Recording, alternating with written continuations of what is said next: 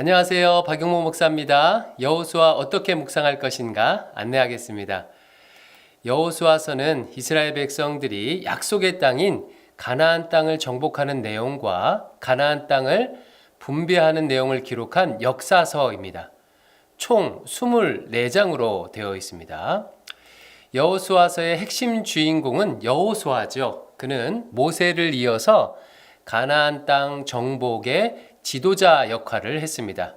본명은 호세아, 구원이라는 뜻의 호세아였는데 모세가 나중에 여호수아라고 이름을 바꿔줘요. 여호수아는 여호와는 나의 구원이란 뜻이고요. 이 히브리어 여호수아를 헬라어로 바꾸면 바로 예수가 됩니다. 그러니까 예수님의 이름이 바로 여호수아인 거죠. 여호수아는 크게 세 파트로 나눌 수가 있습니다.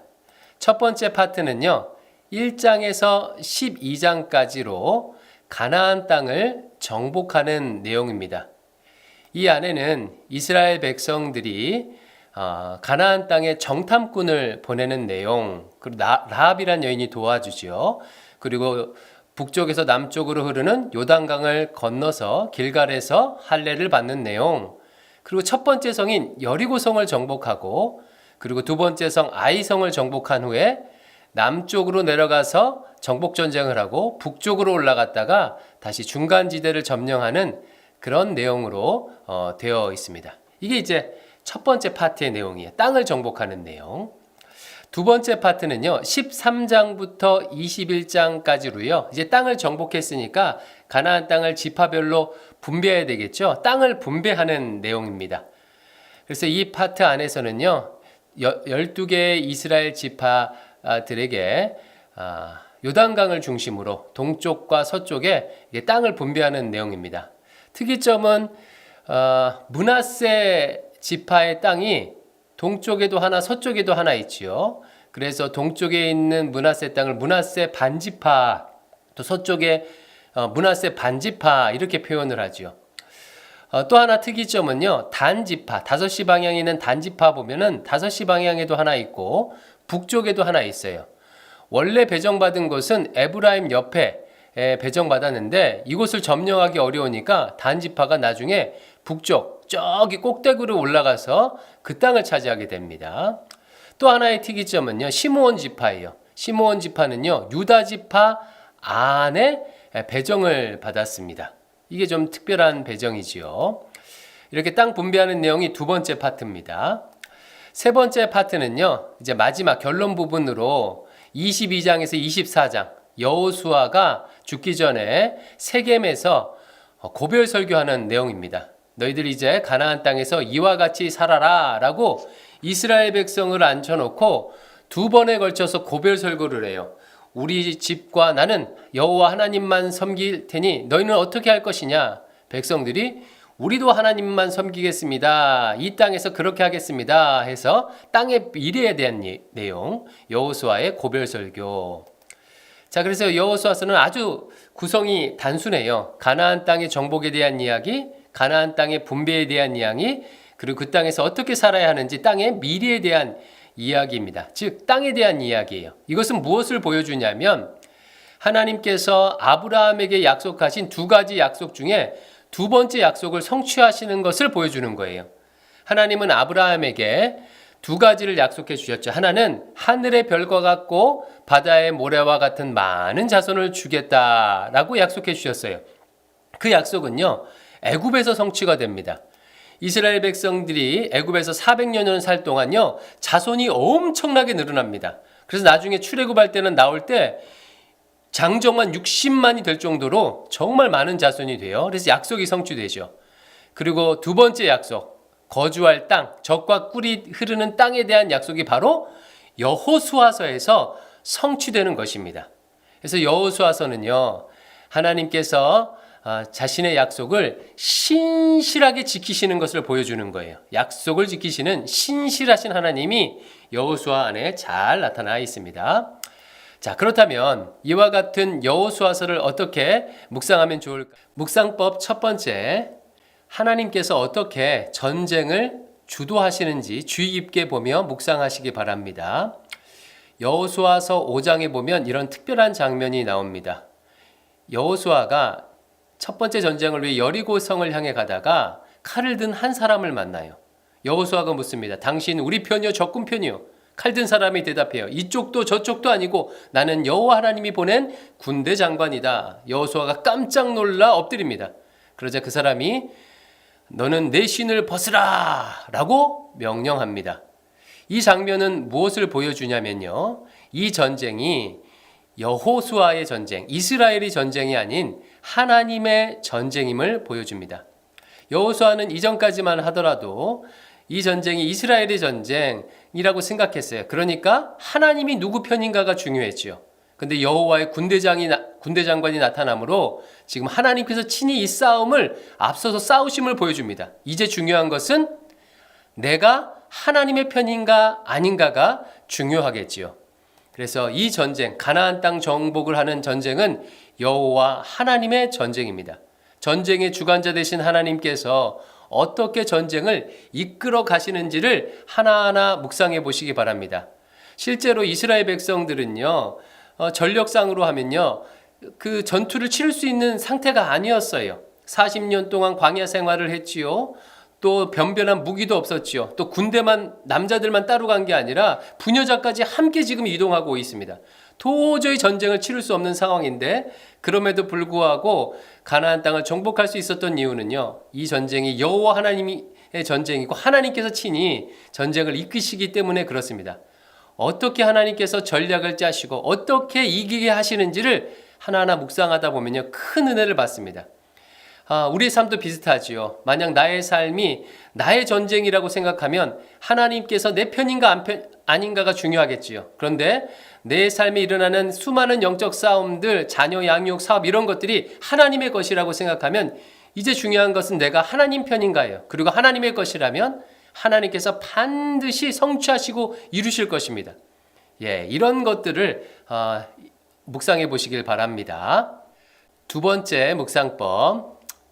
그렇다면 여호와 하나님의 백성은 어떻게 이 전쟁에 참여해야 하는지를 묵상해 보시기 바랍니다. 이 전쟁이 하나님의 전쟁이라면 그 전쟁에 참여하는 백성들은 전쟁의 주관자 되신 하나님의 말씀에 순종해야 하겠지요. 여호수아 3장에 보면요. 이런 장면이 나옵니다. 하나님께서 이스라엘 백성들에게 요단강을 건너라고 하셨어요. 아직 강이 흐르고 있는데 제일 앞에 언약궤를 든 제사장들이 강물에 먼저 들어가면 물이 멈출 거라고 말씀하셨어요. 근데 이스라엘 백성들이요. 그 말씀에 순종함으로 제사장들이 언약궤를 맨 채 요단강에 발을 담그자마자 강물이 끊겨지고 이스라엘 백성들이 건널 수 있었습니다. 이처럼 하나님의 말씀에 순종할 때 놀라운 기적을 경험하게 되는 거예요. 이게 여호와의 전쟁에 하나님의 백성이 참여하는 방법입니다. 말씀에 순종할 때 큰 승리를 거두게 되고 불순종할 때 패배하게 되는 것. 이것을 잘 보여주는 상징적인 사건이 여호수아 초반부에 나오는데요. 여리고성 아이성 전투입니다. 여리고성 전투를 앞두고 하나님께서 이스라엘 백성들에게 명령하시죠. 여리고성 주변을 하루에 한 바퀴씩 마지막에는 7바퀴를 돌아라. 순종했더니 여리고성이요. 피 한 방울 흘리지 않고 무너져 버리고요. 여리고성을 점령할 수 있었습니다.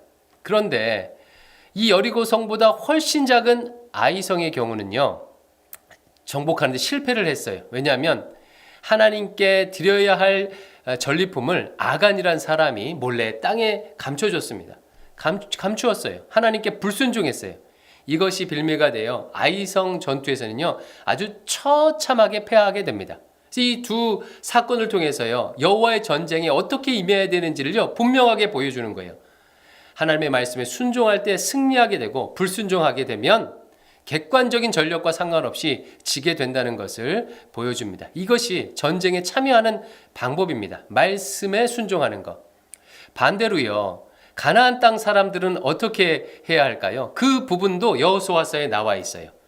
가나안 땅 사람들이 하나님을 인정하게 되면 구원을 받습니다. 대표적으로 라합과 기브온이에요. 라합은 가나안 땅에 있었던 여인이죠. 두 정탐꾼을 살려줬습니다. 여호와 하나님의 하나님 되심을 인정했어요. 그러자 그녀와 그 가문이 구원받았고 기브온 사람들도요.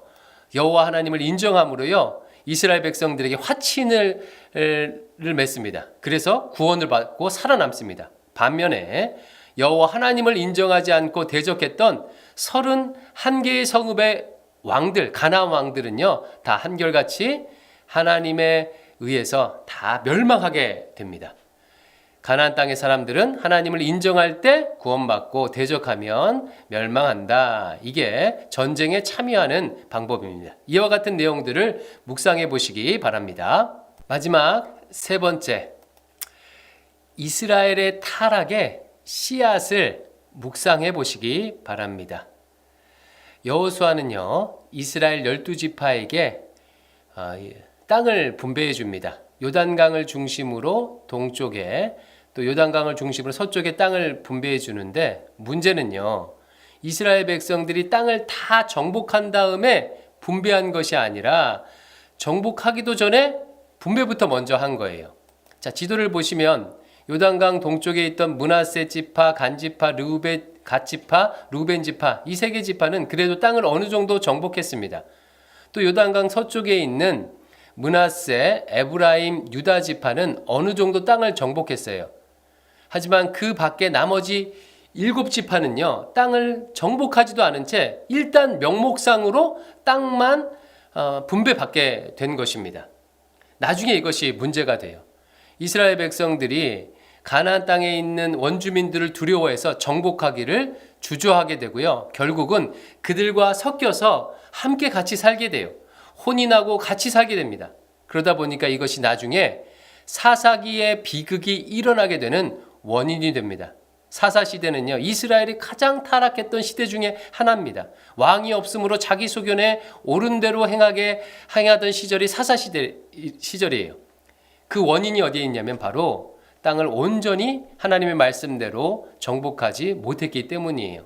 그 사람들을 두려워했기 때문이에요. 결국 전쟁을 포기하고 세상과 타협하게 되자 점점 더 세상에 동화되어서 하나님 백성으로서의 정체성을 잃어버리게 되는 거죠. 그것이 바로 여호수아서에 이미 태동이 되어 있어요. 이것을 여러분 묵상해 보시기 바래요.